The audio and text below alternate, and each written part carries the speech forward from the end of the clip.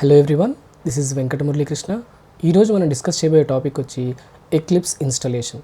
Eclipse installation అంటే only installation చూపిస్తాను అనుకోకండి.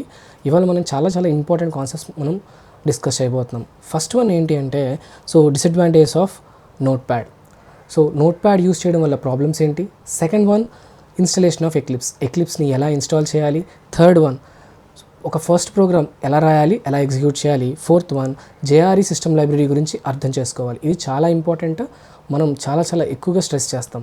ఫిఫ్త్ వన్, ఎక్లిప్స్ని ఎలా ఎఫెక్టివ్గా యూస్ చేయాలి. ఎఫెక్టివ్గా యూస్ చేయడం అంటే సజెషన్స్ బేస్ చేసి ఎలా ఎఫెక్టివ్గా యూస్ చేయాలి. ఆఫ్టర్ దట్ ఎక్లిప్స్ని అన్ఇన్స్టాల్ ఎలా చేయాలి. చాలామంది ఫ్రెషర్స్ ఏం చేస్తారంటే ఇన్స్టాలేషన్ చేస్తారు, కానీ అది కంట్రోల్ ప్యానల్లో కనిపించదు. సార్ నాకు అన్ఇన్స్టాల్ ఎలా చేయాలో తెలియట్లేదు సార్ అనేసి నా దగ్గరికి వస్తారు.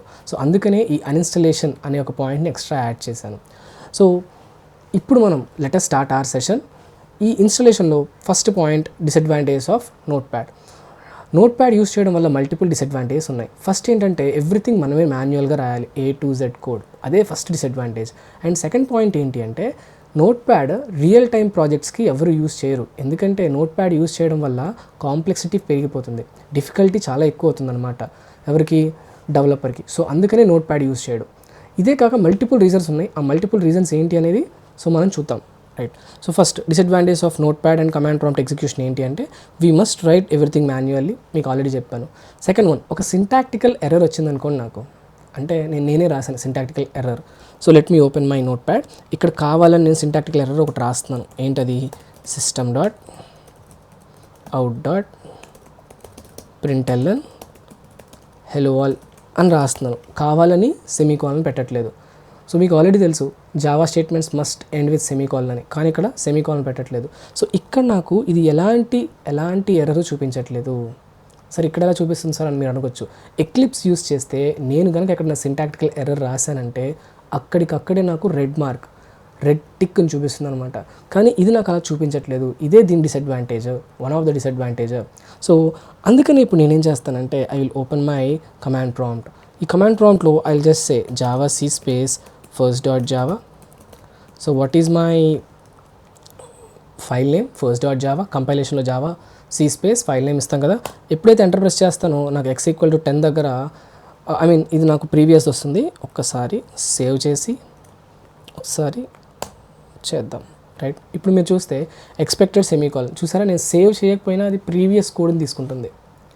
Okay, what ever it is, నాకు సింటాక్టికల్ ఎర్రర్ వచ్చింది. నేను సింటాక్టికల్ ఎర్రర్ని ఫిక్స్ చేసేంతవరకు నాకు అదే వస్తుంది. నాకు ఇక్కడ ఏమైనా వార్నింగ్ ఇచ్చిందా, ఏమి ఇవ్వలేదు కదా.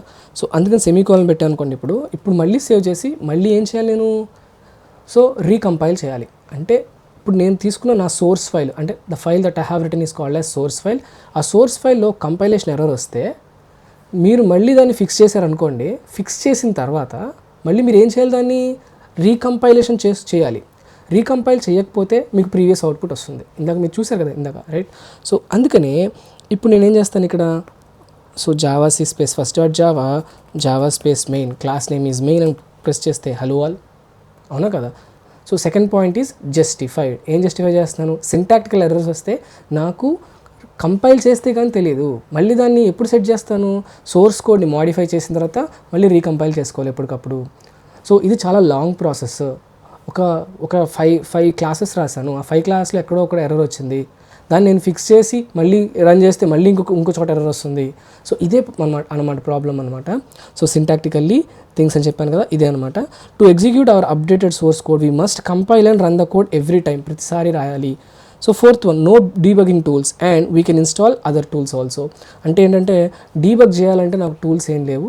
రేపొద్దున నేను ఈ ఎక్లిప్స్ యూస్ చేయడం వల్ల రేపొద్దున మ్యావెన్ కానీ, గ్రాడెల్ కానీ, లేకపోతే కోట్లిన్ కానీ దీనికి సంబంధించిన ఏదైనా టూల్స్ని కానీ లేకపోతే సర్వర్స్ని కానీ ఇన్స్టాల్ చేసుకోవాలి అంటే eclipse is the best IDE. And real టైంలో అందరూ ఎక్లిప్స్ ఐడిఏ యూస్ చేస్తారు డెవలపర్స్. అందుకనే రేపొద్దున మీకు జావా డెవలపర్గా వచ్చిందా, ఎక్లిప్స్ ఐడిఏ యూస్ చేస్తారు. లేకపోతే స్ప్రింగ్ ఫ్రేమ్వర్క్ చేయడానికి STS యూస్ చేస్తారు.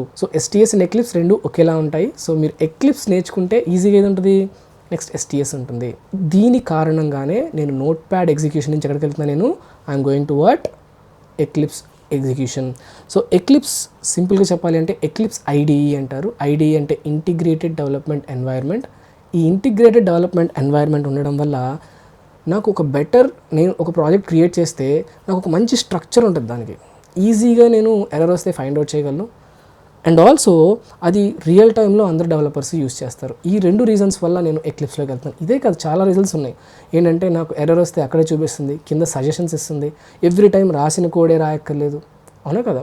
ఇలాంటి చాలా రీజన్స్ వల్ల నేనేం చేస్తానంటే ఎక్లిప్స్ ఐడిలోకి వెళ్తాను. ఇప్పుడు మరి సార్ ఎక్లిప్స్ ఐడిని ఎలా డౌన్లోడ్ చేయాలి? ఇది చాలా చాలా కామన్ అండ్ ఈజీ క్వశ్చన్. ఏంటంటే గూగుల్లోకి వెళ్ళి మనం ఎక్లిప్స్ డౌన్లోడ్ అని కొడితే లింక్ వస్తుంది, వీ కెన్ డౌన్లోడ్ ఇట్. కానీ డౌన్లోడ్ చేసేటప్పుడు 2 టైప్స్ ఆఫ్ డౌన్లోడ్స్ ఉంటాయి. ఫస్ట్ వన్ ఇన్స్టాలర్ డౌన్లోడ్, ఏంటంటే ఎక్లిప్స్ ఇన్స్టాలర్ డౌన్లోడ్ చేసి చేయడం. Second one zip file download. Zip file అంటే నాకు మొత్తం అంతా జిప్ చేసి ఉంటుంది, గుర్తుపెట్టుకోండి. ఇన్స్టాలర్ అంటే డైరెక్ట్గా ఇన్స్టాల్ చేయొచ్చు, కానీ జిప్ ఫైల్ అయితే కనుక జిప్ ఫైల్ని అన్జిప్ చేయాలి. అన్జిప్ చేయాలి అంటే మనకి WinRAR అనే సాఫ్ట్వేర్ కావాలి. అన్జిప్ చేయడానికి చాలా సాఫ్ట్వేర్స్ ఉన్నాయి, కానీ నేను ఇక్కడ యూస్ చేసేది ఏంటంటే WinRAR సాఫ్ట్వేర్ యూస్ చేస్తున్నాను. అంటే ఇప్పుడు మీరు ఎక్లిప్స్ డౌన్లోడ్ చేసి నేను ఇన్స్టాల్ చేయాలి అంటే నాకు WinRAR కావాలా సార్? అవును, WinRAR ఆర్ జిప్ ఫైల్ని ఓపెన్ చేస్తే ఏ సాఫ్ట్వేర్ అయినా వర్క్ అవుతుంది. ఓకే, లేదు సార్ నేను ఇన్స్టాలర్ డౌన్లోడ్ చేస్తాను సార్ అంటే ఇన్స్టాలర్ కూడా డౌన్లోడ్ చేయొచ్చు. కానీ నేను గమనించింది ఏంటి అంటే ఇన్స్టాలర్ నేను డౌన్లోడ్ చేస్తే కనుక నాకేమవుతుందంటే ఫిజికల్గా ఆ ఫైల్ నా మెషిన్లో స్టోర్ అవుతుంది. ఓకే, అండ్ ప్యాకేజెస్ నేను ఇన్స్టలేషన్ చేసేటప్పుడు సెలెక్ట్ చేసుకుంటాను. అదే కనుక నేను జిప్ ఫైల్ ఓపెన్ చేశాను అనుకోండి, జిప్ ఫైల్ అయితే డైరెక్ట్గా నాకు కావాల్సిన ఫైల్ నేను క్లిక్ చేసుకుంటాను డైరెక్ట్గా. సో మీరు అనొచ్చు సార్ కొంచెం కన్ఫ్యూజన్గా ఉంది సార్, మీరు అడగొచ్చు. సో ఒకసారి ఓపెన్ చేస్తే మీకు క్లారిటీ వచ్చేస్తుంది. So I'm opening my Google chrome. ఇక్కడికి వచ్చి ఎక్లిప్స్ డౌన్లోడ్ అని నేను ప్రెస్ చేస్తున్నాను. Eclipse downloads the eclipse foundation, click on it. ఇక్కడ మీరు గమనిస్తే install your favourite desktop ID package అని రాసింది. లెర్న్ మోర్ అండ్ డౌన్లోడ్, ఇక్కడ డౌన్లోడ్ అని ప్రెస్ చేస్తే ఇన్స్టాలర్ నాకు డౌన్లోడ్ అవుతుంది. ఇన్స్టాలర్ అంటే ఫిజికల్గా డౌన్లోడ్ అవుతుంది నాకు. అదే కనుక ఇక్కడ డౌన్లోడ్ ప్యాకేజెస్ మీద క్లిక్ చేశాను అనుకోండి, ఫస్ట్ పాయింట్ ఏంటంటే ప్రీవియస్ వర్షన్స్ ఏమున్నాయి, మోర్ డౌన్లోడ్స్. ఇదిగోండి ప్రీవియస్ వర్షన్స్ అంటే Eclipse right now current version ఏంటంటే 2025-12R, ఇది కరెంట్ వర్షన్. ఇవన్నీ ప్రీవియస్ వర్షన్స్. మీరు కావాలంటే ప్రీవియస్ వర్షన్స్ కూడా డౌన్లోడ్ చేయొచ్చు. డౌన్లోడ్ ప్యాకేజెస్లోకి వెళ్ళి నేనేం చేస్తానంటే ఇక్కడ ఫస్ట్ చూశారు కదా Eclipse IDE for Java developers. దీని మెయిన్ పర్పస్ ఏంటి అంటే ఇది J2SE, అంటే నేను కోర్ జావా అప్లికేషన్స్ నేను బిల్డ్ చేయాలనుకుంటే కనుక నేను Eclipse IDE for Java developers download చేస్తాను. అదే so enterprise and web applications చేయాలి అనుకుంటే second eclipse IDE for web developers etcetera ఉంది కదా, దాన్ని డౌన్లోడ్ చేస్తాను. దేనికి యూస్ చేస్తారు సార్ అంటే సింపుల్, కోర్ జావా నేర్చుకుంటున్నారా ఫస్ట్ వన్, అడ్వాన్స్డ్ జావా నేర్చుకుంటారా, advanced Java or Spring framework లేకపోతే హైబర్నేట్ కానీ ఇంకేమైనా నేర్చుకుంటారా సెకండ్ వన్. నార్మల్గా అయితే నేను ఏం సజెస్ట్ చేస్తానంటే దీన్నే డౌన్లోడ్ చేయమని చెప్తాను. ఓకే, కానీ తర్వాత ఏం చేస్తానంటే కొంతమంది స్టూడెంట్స్ ఏం చేస్తారు తెలియక ఇది డౌన్లోడ్ చేస్తారు కదా, రైట్. తర్వాత నేను దాన్ని అడ్వాన్స్డ్లో కన్వర్ట్ చేయాలంటే ఎక్లిప్స్ మార్కెట్ ప్లేస్కి వెళ్ళి చేయడం ఎక్సెట్రా ఆ పాయింట్ కూడా నేను చూపించడానికి ఇది డౌన్లోడ్ చేస్తున్నాను. గుర్తుపెట్టుకోండి, రెండింటికి స్టెప్స్ ఒకేలా ఉంటాయి. సో మీరు వరీ అవ్వక్కర్లేదు సార్, మీరేమో ఇది డౌన్లోడ్ చేస్తున్నారు సార్ అని మీరు వరీ అవ్వక్కర్లేదు, డోంట్ వరీ. సో కానీ ఇది డౌన్లోడ్ చేస్తే మీకు చాలా యూజ్ అవుతుంది. మీరు కోర్ జావానే నేర్చుకుంటాం సార్ అనుకుంటే ఇదే డౌన్లోడ్ చేయండి.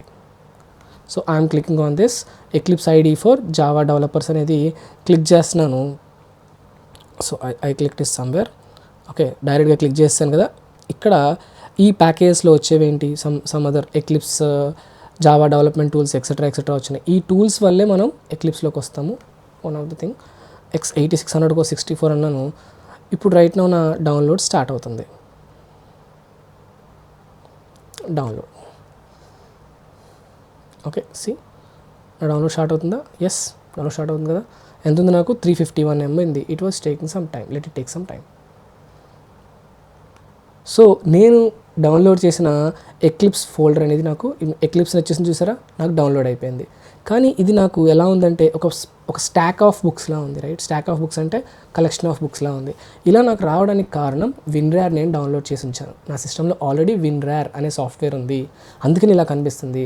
WinRAR అనే సాఫ్ట్వేర్ లేకపోతే ఇలా వచ్చేది కాదు.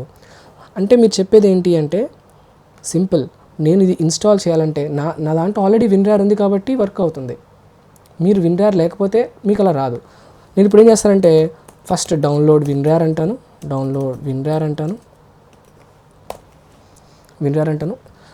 WinRAR అంటే జిప్ అయిన ఫైల్ మీరు గమనించారా, ఇదిగోండి ఇక్కడ ఐకాన్ అండ్ ఇందాక నేను డెస్క్టాప్లో చూపించాను కదా, ఆ ఐకాన్ రెండు ఒకేలా ఉన్నాయి. మీకు ఇలా రాదు విన్రార్ లేకపోతే. విన్రార్ ఉంటేనే ఇలా వస్తుంది. అందుకనే ఫస్ట్ విన్రార్ డౌన్లోడ్ చేయమంటున్నాను. సో డౌన్లోడ్ విన్రార్ అని ఇక్కడ క్లిక్ చేస్తాను. ఇక్కడ క్లిక్ చేసి జస్ట్ డౌన్లోడ్ అని కొడితే చాలు. So let it open. Just ఇక్కడికి వచ్చి ఇదిగోండి డౌన్లోడ్ విన్రార్ 7.1.3 ఇంగ్లీష్, ఇదిగోండి ఇక్కడ డౌన్లోడ్ అయిపోతుందా లేదా. ఓకే, సో ఇది డౌన్లోడ్ అవుతుంది. అలాగా డౌన్లోడ్ అయిన తర్వాత దాని మీద జస్ట్ సింగిల్ క్లిక్ చేసి నెక్స్ట్ అని ప్రెస్ చేస్తే చాలు, ఇన్స్టాలేషన్ కంప్లీట్ అవుతుంది. ఓకే, దాని తర్వాత అంటే ఇప్పుడు మీరు అడగొచ్చు, సార్ అంటే ఇప్పుడు నేను ఒకవేళ కనుక ఎక్లిప్స్ డౌన్లోడ్ చేద్దాం అనుకుంటున్నాను, పక్కా నాకు విన్రార్ కావాలా అని అడుగుతారు. ఓకే, మీరు జిప్ ఫైల్ డౌన్లోడ్ చేస్తే 100% అది ఓపెన్ చేయడానికి విన్రార్ కావాలి. అందుకనే విన్రార్ డౌన్లోడ్ చేసుకోండి. Okay, so I think that's all for now. So regarding this session, so మీకు ఎలాంటి డౌట్స్ ఉన్నా సరే ప్లీజ్ కమెంట్. సో నేను మీకు రిప్లై ఇస్తాను. Thank you guys.